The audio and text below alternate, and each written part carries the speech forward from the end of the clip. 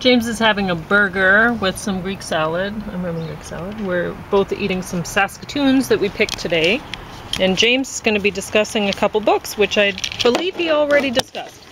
Oh. No, I remember you talking about that one. This one? Yeah. But this one? I'm not sure. So,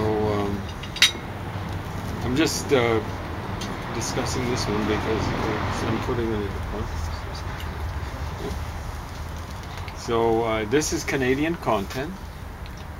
I reviewed this one a while back, Fiction of Contemporary Candidates. Not so contemporary anymore. It was put out in 1980, edited by George Bowring, and he was gracious enough to include one of his own in here.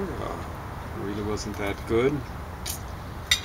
I think the guy's smarter than he is talented, or something like that. It's interesting to see how few of the people that he picked to anthologize made it into this. Canadian Short Fiction, second edition, edited by W.H. New. Not that new anymore. He might still be alive. I think he was born in 1938. He's written a lot of stuff on some of the authors that he's anthologized here.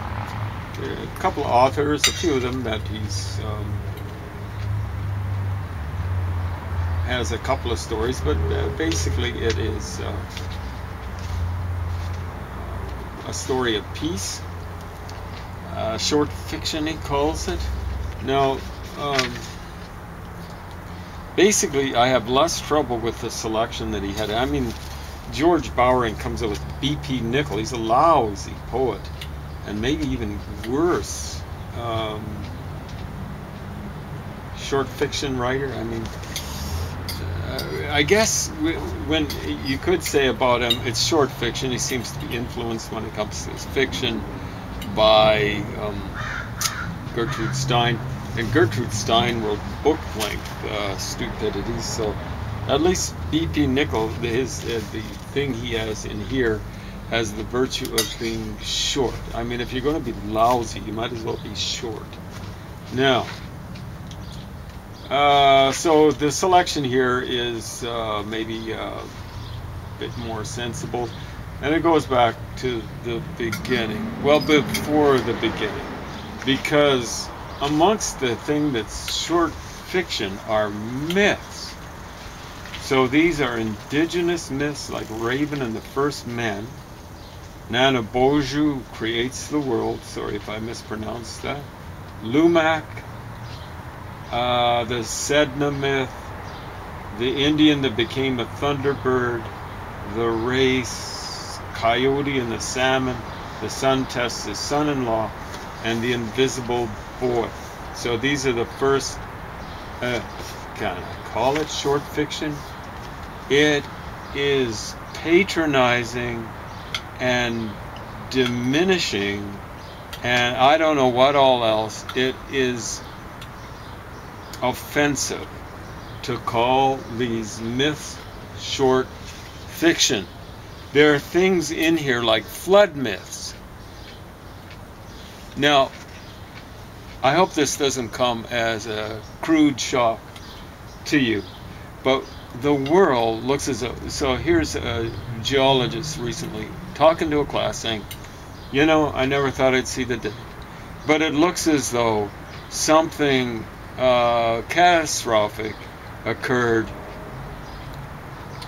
just after the ice ages, and this had worldwide implications and stuff like that. And I'm going, yeah, I already knew about it. I already knew about it because I've done some work on historical astronomy, and that's what it's called the Younger Dryas, as I recall.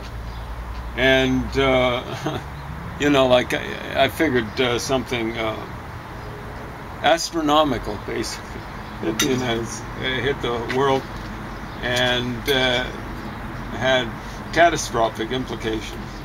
So, you know, like to call when you, and the thing would correlate with my prime suspect would be what is it?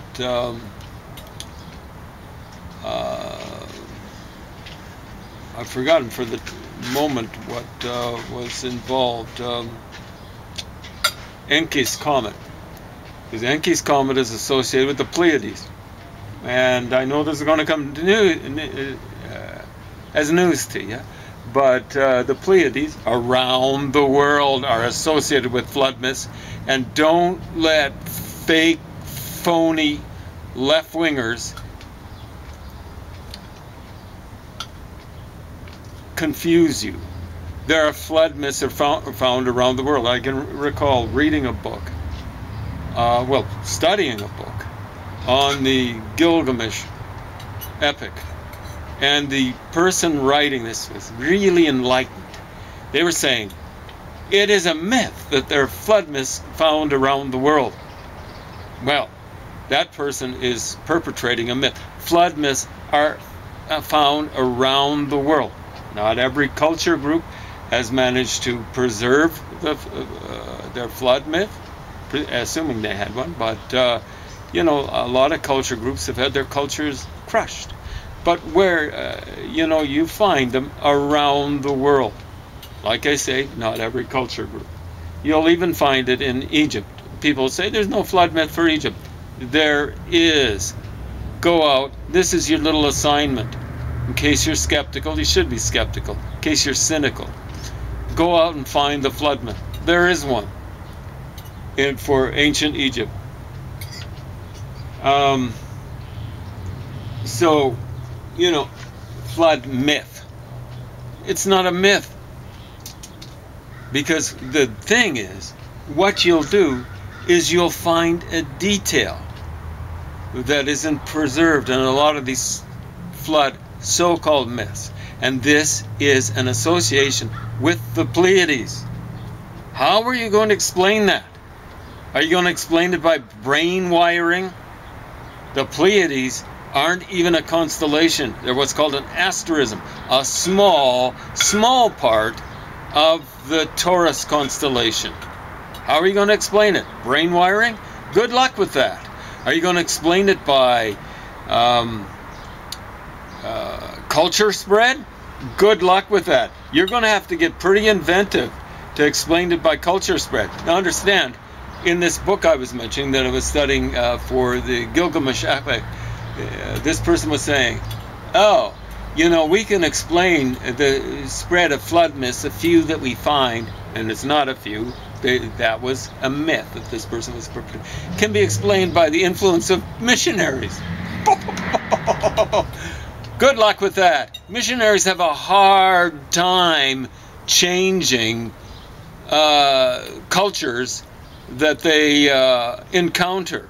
They've had a hard time, they have a hard time still. And they probably should have a hard time. So, yeah, people go, hey, you've got a great myth there, flood myth. We're going to adopt that, but we're going to change it. When you read the flood myths, you know, when you actually read them, instead of saying, oh, they were just spread by missionaries, it's incredible. They'll have flood myths where they're saying people were rescued by running to a mountain. There's nothing about a raft or a boat or an ark. And what the story goes, the myth, fiction, if you want to call it that, misnomer it that way, the mountains grew faster than the rising waters. Well, wow, that's amazing. How does that come from the Noachian flood myth? Yeah, bit of a problem there. There are other flood myths that have details. So tell me how the missionaries got this through. The drops were so big that they killed babies as they came down. Wow, yeah, that I don't think that came out of the Bible. Or the water that came down was boiling hot, so hot it killed people. That's another detail from another myth. I don't think that came from the missionaries. Yeah. Anyway, it is offensive. I find it offensive to have this included under short fiction. It's good that the stuff's being published, I suppose, but don't diminish it by including it under short fiction. And you know, you look at some of the short fiction that it's included with, it's appalling. I mean, this stuff is classic, the myths, or whatever you want to call them. But then you've got some garbage short fiction. Wow. At any rate, basically this stuff's a little bit better written than this garbage that George Bowring scraped out. Yeah. Anyway, what can I say? Generally, it's actually pretty good. Don't waste any money on either of these things. Maybe waste some time on Bowring. It's pretty good. You know, a pretty good sample, the Canadian short fiction. With one exception. People have a hard time accepting what they were raised on. So there are holes, the chronological index of stories. There's a huge hole in here from so this guy was born in 1938, from 2 stories from 32, and then all of a sudden there's a 12-year gap, and then you got a story from 44 and 45 when this dude was 6 and 7 years old, and then there's a huge 15-year gap. Well, for some of these years there's 3 stories, like from 74. From 79, what is it? 4 stories. But there's this huge gap. That's when he was a kid. And people have a hard time taking seriously stuff that was kind of like accepted by their parents when they were kids. And so if anyone comes, I think this guy will be young enough, if he's still alive, to put out a 3rd edition. Maybe a 3rd edition was put out after this one. But if anyone ever comes up with a new edition of it, correct those gaps in there. From 32 to 1960, there's only 2 stories. I want a proper survey of Canadian fiction. I don't know. Maybe Canadian fiction was real garbage back then, but there's a lot of garbage in here. So when I see an anthology, give me some representative stuff, okay? You're going to call it Canadian short fiction. You know, like Truth in Advertising, Canadian short fiction with a huge gap of roughly a generation between 32 and 1960. That's almost a generation. Give me a representative sample. What they should have done, really, is just said, you know, we can kind of average a story a year. Let's give people a story a year and give them a sample of what Canadian fiction is like, warts and all. Okay?